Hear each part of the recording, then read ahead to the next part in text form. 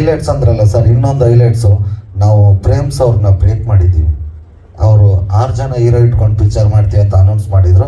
ಅವ್ರಿಗಿಂತ ಮುಂಚೆ ನಾವು 7 ಜನ ಹೀರೋಗಳು ಹಾಕೊಂಡು ಪಿಕ್ಚರ್ ಮಾಡ್ಬಿಟ್ಟಿದ್ದೀವಿ. ಅದು ಉಪಾಧ್ಯಕ್ಷ. ಯಾರು 7 ಜನ ಅಂದರೆ, ರಾಜಯೋಗ ಅಂತ ಧರ್ಮಣ್ಣ ಒಂದು ಪಿಕ್ಚರ್ ಮಾಡಿದ್ದಾರೆ, ಅವರು ಒಂದು ಹೀರೋ. ನಾನು ಮತ್ತು ಗುಂಡ ಅಂತ ಶಿವು ಕೇರ್ಪೇಟೆ ಅವರು ಒಂದು ಪಿಕ್ಚರ್ ಮಾಡಿದ್ದಾರೆ, ಅವರು ಹೀರೋ. ಸಾಧು ಕೋಕಿಲ ಸರ್ ಅವರು ಹೀರೋ ಮಾಡಿದ್ದಾರೆ.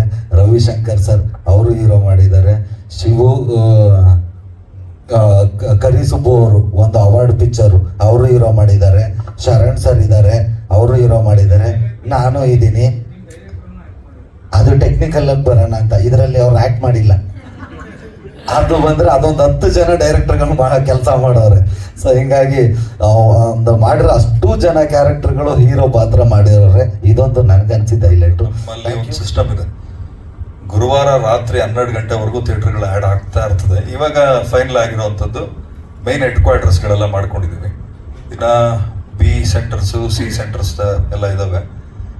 ಇನ್ನೂ ಬೇರೆ ಬೇರೆ ಚಿತ್ರಗಳಿರೋದ್ರಿಂದ ಕೆಲವೊಂದಷ್ಟು ಸೆಂಟರ್ಸು ಕನ್ಫ್ಯೂಷನಲ್ಲಿದೆ. ಬಟ್ ಮೈನ್ ಸೆಂಟರ್ಗಳೆಲ್ಲ ಕ್ಲಿಯರ್ ಆಗಿದೆ. ಇಲ್ಲಿವರೆಗೂ ಆಲ್ಮೋಸ್ಟ್ ಸಿಂಗಲ್ ಸ್ಕ್ರೀನ್ ಅಂತ ಬಂದಾಗ ಒಂದು 140ರಿಂದ ಒಂದು 160ವರೆಗೂ ನೆನ್ನೆಗೆ ಫೈನಲ್ ಆಗಿರೋದು.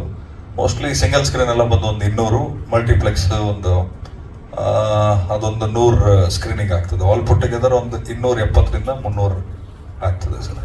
ಅದೇ ನೀವು ನೋಡಿದ್ರಿ ಹೆಬ್ಬುಲಿ ನಾನೇ ಡಿಸ್ಟ್ರಿಬ್ಯೂಷನ್ ಮಾಡ್ಕೊಂಡಿದ್ದೆ, ರಾಬರ್ಟು, ಮದಗಜ.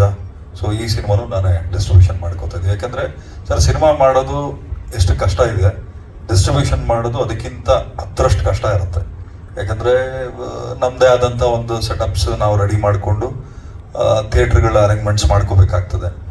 ಅದಕ್ಕಾಗಿ ನಾವು ಡಿಸೈಡ್ ಮಾಡ್ಕೊಂಡ್ವಿ, ಟೀಮ್ ಎಲ್ಲ ಸೇರಿಕೊಂಡು, ಯಾವುದೇ ಕಾರಣಕ್ಕೂ ರಾಂಗ್ ಹ್ಯಾಂಡ್ಸ್ಗೆ ಹೋಗಿ ಸಿನಿಮಾನ ಕೀಲ್ ಮಾಡೋದು ಬೇಡ. ಇವಾಗ ಉದಾಹರಣೆಗೆ ಸರ್, ಯಾರೋ ಒಬ್ರು ಥಿಯೇಟ್ರ್ ಒಳ್ಳೆ ಅಡ್ವಾನ್ಸ್ ಕೊಡ್ತಾರೆ ಅಂದ್ಕೊಳ್ಳಿ, ಅಥವಾ ಡಿಸ್ಟ್ರಿಬ್ಯೂಟ್ರ್ ಒಳ್ಳೆ ಅಮೌಂಟ್ ಕೊಡ್ತಾರೆ, ರಾಂಗ್ ಸೆಂಟರ್ಸ್ಗೆ ಹಾಕ್ಬಿಟ್ರೆ ಒಳ್ಳೆ ಸಿನಿಮಾ ಜನ ಬಂದು ನೋಡಲ್ಲ. ಇವಾಗ ನಿಮಗೆ ಗೊತ್ತಿದೆ ಸರ್, ನೀವು ಅಂದ್ರೆ ಎಲ್ಲಿ ಬೇಕಾದ್ರೂ ಹೋಗ್ತೀವಿ.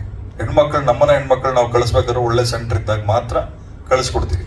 ಹಾಗಾಗಿ ಬೇಕಾದ್ರೆ ಆ ಸೆಂಟರ್ಗಳಲ್ಲಿ ಸಿನಿಮಾ ಆಗದೇ ಇದ್ರೂ ಪರವಾಗಿಲ್ಲ, ಹೆಣ್ಮಕ್ಳು ಎಲ್ಲೆಲ್ಲಿ ಧೈರ್ಯವಾಗಿ ಹೋಗಕ್ಕೆ ಸಾಧ್ಯ ಇದೆ ಅಂಥ ಸೆಂಟರ್ಗಳು ಮಾತ್ರ ಆಗ್ತಾ ಇದೆ.